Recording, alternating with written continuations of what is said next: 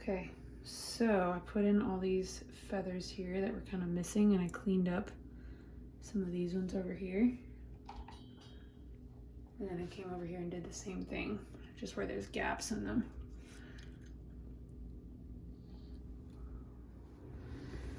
And I'm gonna come in and texture here. I'm gonna texture everything. I'm gonna texture down here. I'm gonna texture here, but today I'm gonna come and finish up blocking in these wings. So. What tool are you gonna use? Use this one to smooth them out and to make each wing, each little feather. Like that. And to just around this leg, so it looks like this. Yeah, you're gonna have to go into a little more work on it, but it looks like this. Mm-hmm.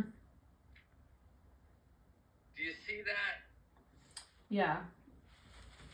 It's just gonna be, oh, it's gonna be so hard to catch.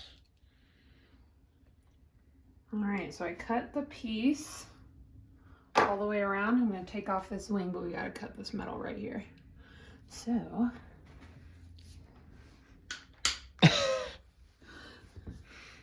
don't push it.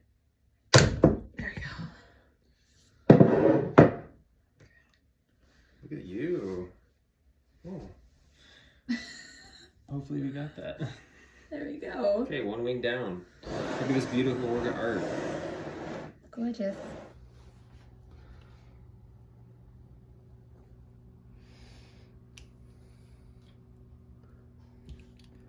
Just trying to expose the metal underneath so I know where to cut, because I don't want to just cut right into the clay. I want to try to preserve this so that way I can put it back on after I take off the wing. Like this. So I put those pieces back on. You can see the little cut line there, and then I'll just clean them up with my tool. When I think about molding this guy, I'm thinking about cutting him in half. I'm not going to actually cut him in half, but I'm going to basically section him off in half so I can put rubber on half of him, and then later I'll come with rubber on the other half, and then those will peel apart. So I'm kind of imagining the best line will be coming down here, up over the leg, and I'm gonna kind of have to divide those legs off right there, and then it'll come up over the tail, up through the head and the neck, over the beak, and down, and back to that leg right there, and then down these little plants. Enough.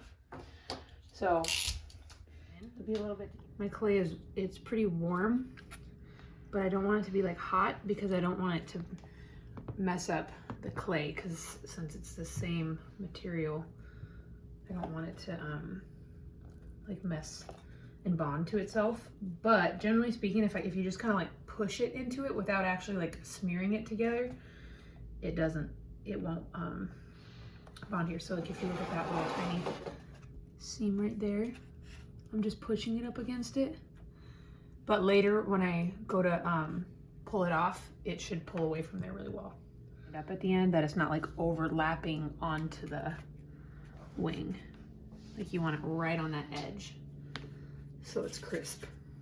So I'll show you a way to get a nice amount of it on here. I like to start in the high points, and I'm just gonna try to get a nice even thickness so that way I'm not spreading it too thin off of the top of where I started, but I'm also not spreading it too thin to the bottom. So you can see it takes me like a minute to get a spot covered, but I don't just push it all over the whole piece. I kind of go back and I refill quite a bit. And I made the edges pretty thick already, so I'm not going to worry too much about coating those with this coat. Maybe at the end if there's leftover. All right, so I put that first coat of rubber down, and now this is the second coat of rubber that's been on there, and now I'm just mixing up the last final coat of rubber, and we'll paint it on. And the reason you want to do it in layers is so that way it has a nice even thinness all over, because you can't really control. If you just did a huge gob on there, it would probably seep off of the high points and settle into all the low points. So you want to do fairly thin layers when you go, and then you want to end up with a nice even thickness at the end. So we'll paint this on here in a second. Okay, so this is the third layer of rubber. I did a second coat, which is basically the same thing as what it looked like now, but then it just thickens it up just that last little bit. So now as this hardens up, you see it's still pretty runny. It'll take a couple hours. And then I'll put some keys on it, which are basically like some buttons. So that way when I bring the plaster on, it'll button into that plaster mold really well. So I'll show you. Set up for the molds. This is our ventilation system.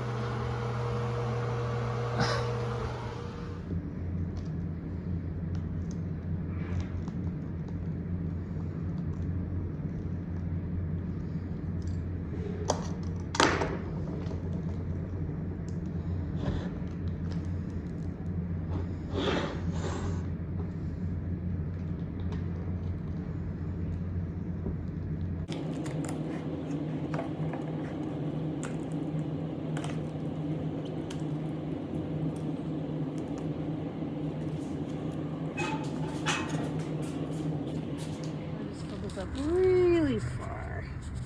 So now I'm just mixing hot water and plaster together until it's about like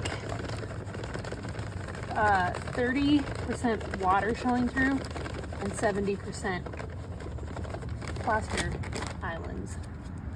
So like this is an island, so I'm gonna kind of spread that out.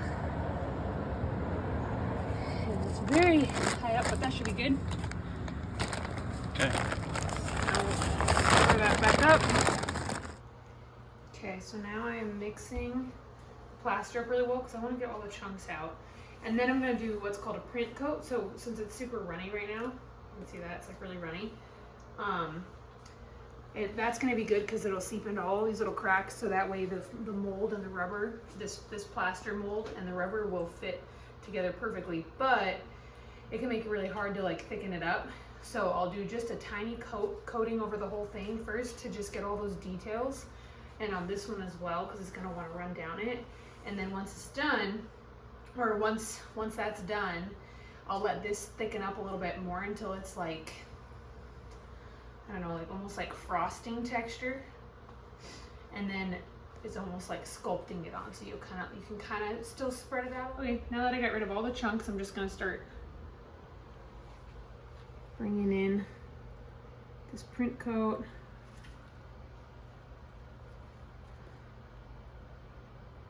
Making sure it goes around all these buttons. So these are the buttons I was talking about that I put on separately, and I just use like a tube of silicone from the store for those. And those will allow the rubber to lock into the plaster. Okay, it's go time. It hardens really fast. I like left it for a second, ate a couple bites of rice. Yeah, we were sitting over there eating and watching the videos we were making and trying to... This is actually pretty good. It's not as bad as I thought it was. It's not as hard as I thought it was going to be. So, still freaked me out. So that's a good texture. This is kind of how you want it to be. I'm starting with this flat one because this one, it's still going to want to just run down it since that one's at such an angle.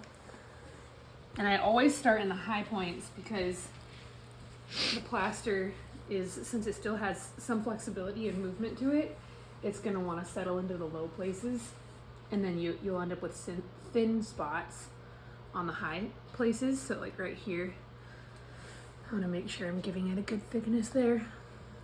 I usually go for about an inch thickness, maybe a little less, but the thicker you make it, the heavier it is and the harder it is then to like cast it in wax. So, but you also don't want it to break. All right, so I'm gonna flip this over now, like that. And you can see there's my other side. And there might be a few indents like that I'll have to go in and fix, just a few little areas. But all I have to do is go grab my sculpting tools and ease those back out. And you can see where I shimmed it with the clay, where I pushed this other additional clay up to it. It is popping right off because I didn't totally bond the two clays together. I wanted to keep my original piece separate, so I just gently pushed it up on there. So now they pull off really nice. These pieces are just holding things. Yeah. So next what we're gonna be doing is we're gonna be adding rubber onto the next side of the mold, but we don't want the rubber to stick together because it will bond to itself. So I'm just cleaning that off. So we get Vaseline, and we're just gonna put this on all the exposed rubber. Okay. I just can't see it. There we go. Like this, all the way up to that wing. We really want to make sure that there's no area, like we want to go really generous with the Vaseline. Now we don't want to put it all over the piece because it'll start to fill in like cracks on the piece. I even go down over top of like the plaster a little bit like this, just in case it wants to seep into those areas, and really around these little registers that I put in there. I'm finally helping, and I got one done. Went around. One important detail, she said to make sure to go over Vaseline or over these little rubber parts. I don't know if you can see that, that's kind of blurry. But like there's a little rubber over the wing tip, just because the rubber that you pour back on this side is not going to stick to that. So I cover it with Vaseline. Try to get in between each of these, over those ones.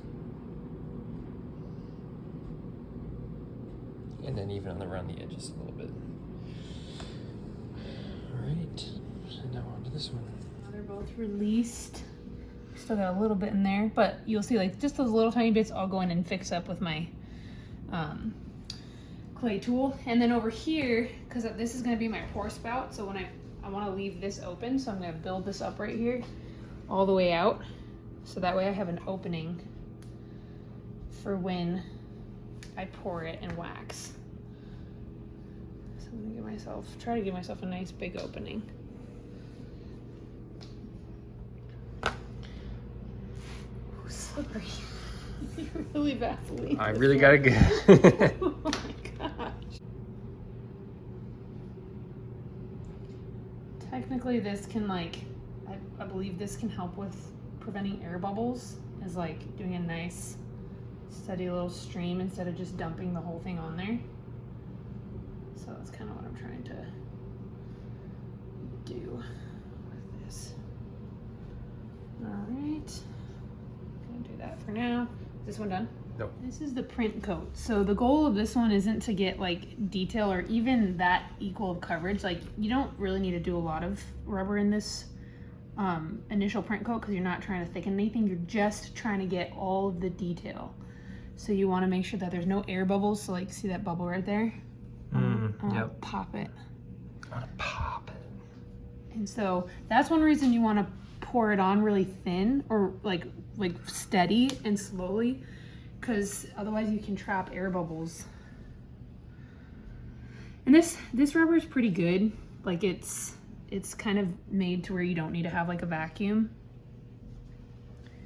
in order to get rid of those air bubbles. So really it's mostly fine, but I like to be thorough because this is a long process and skipping steps or rushing steps, I know is not helpful because I have done that. It sucks. Perfect. There we go. Okay, so now, just kidding.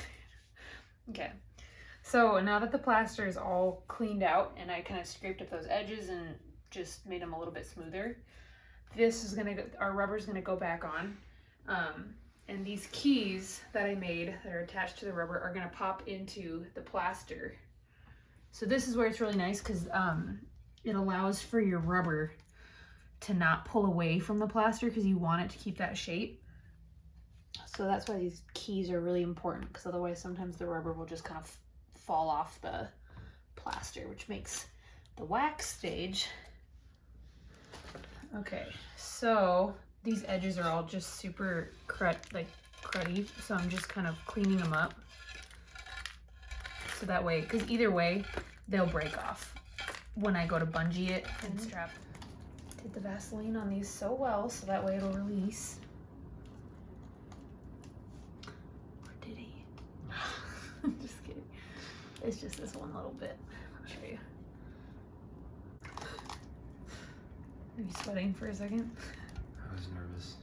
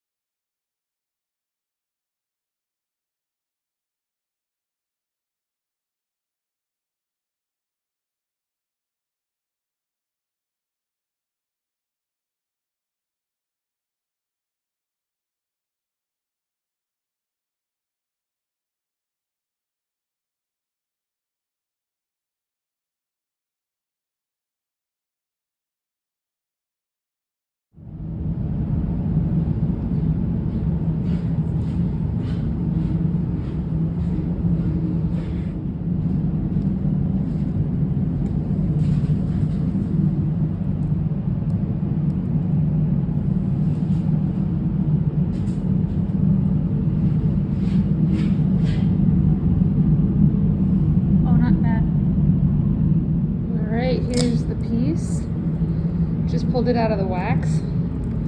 So I'll have to clean it up a little bit. You can see sometimes there's like little air bubbles and stuff, so I'll come in and I'll clean it up. I'll take away the pour spouts here and here, but I poured pretty good.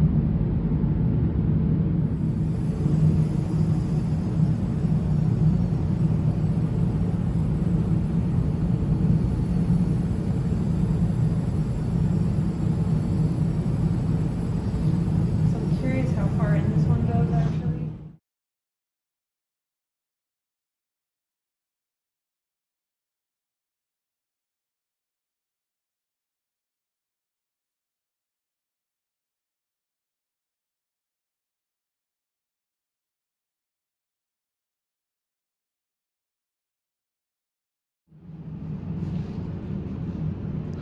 Alright, here's the pieces all sprued up.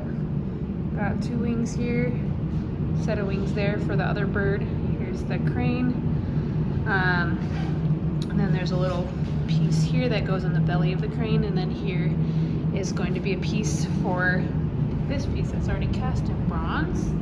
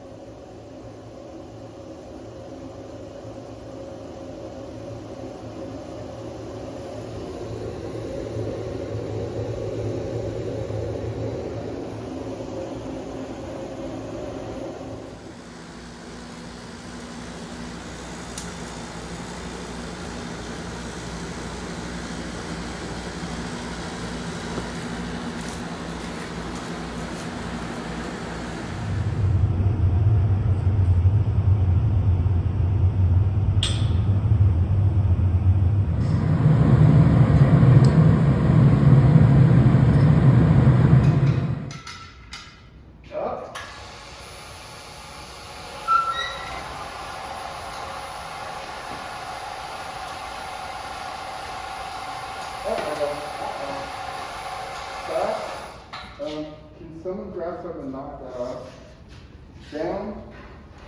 There it is, never mind. That's why we put the plug there. That worked.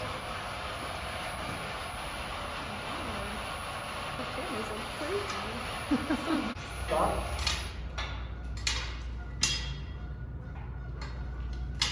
Up.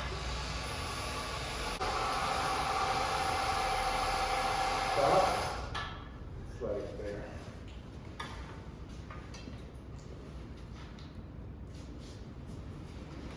You might want to go away from the small one. Okay.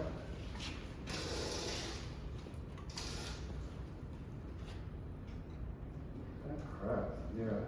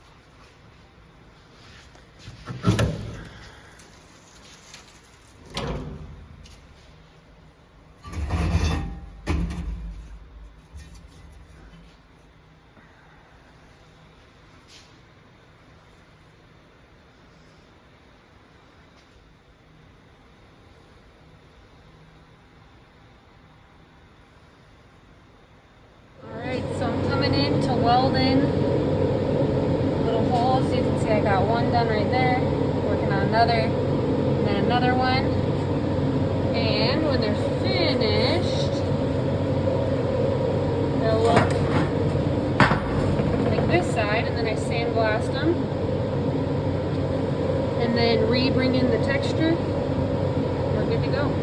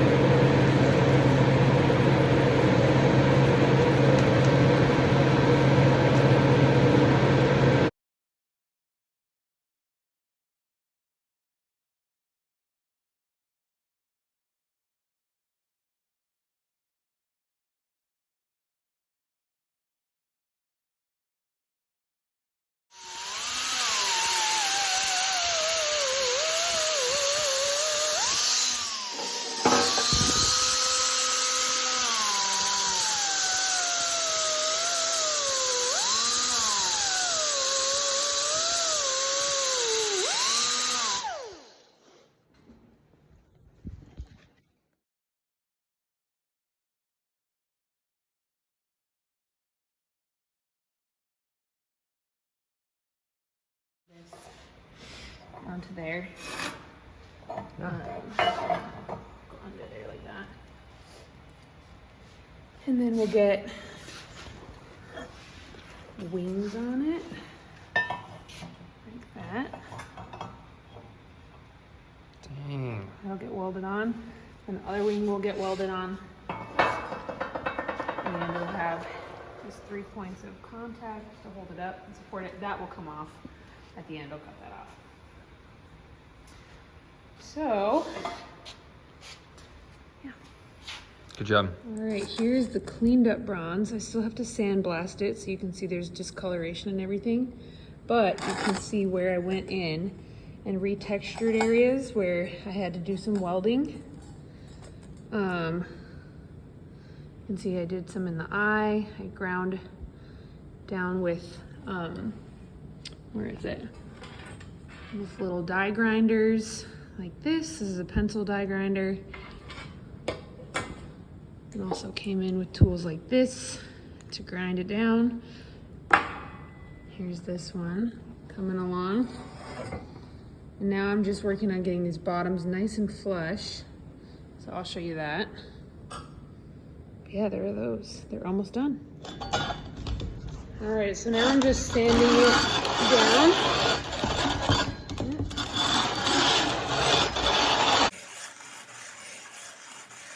I'm just sanding that bottom down so it's nice and flush everywhere. And I do it in a figure-8 pattern, so that way if there's any spots that are a little higher than another spot, it will evenly wear it all down. So that way I'm not just sanding down the back too far or the front too far. So that way you kind of get even pressure on everything, doing a figure-8 pattern. And then occasionally I just switch it up and go the opposite direction. But it's looking pretty good now. All right, I just welded on the wings. So it's very discolored right now, but I'll go in and I'll clean up the seam line there. And then he'll be good to go. Get him a patina. One down, one more to go. All right, here is the finished metal, but obviously it's just been chased and everything, so there's still heat marks and everything from welding it, but I welded the wings on and chased them out. Brought in the feathers, so I'll sandblast this, and then we'll get a patina on it. This Exciting. Woohoo!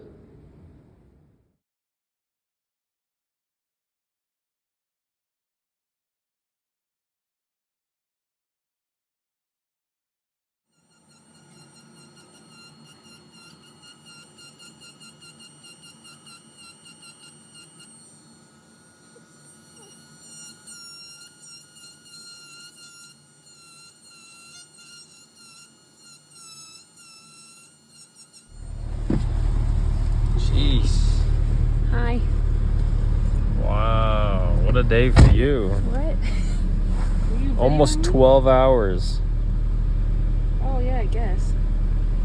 that yesterday. Oh yeah, I guess. did I that didn't even know. yesterday, too. I'm only 37 and a half weeks pregnant. Working 12-hour days. Woohoo! Jane, you were moving around a lot while I was grinding away on bronze right there at the end. I think you were kind of ready to be done. So, sorry about that. Sorry if I squished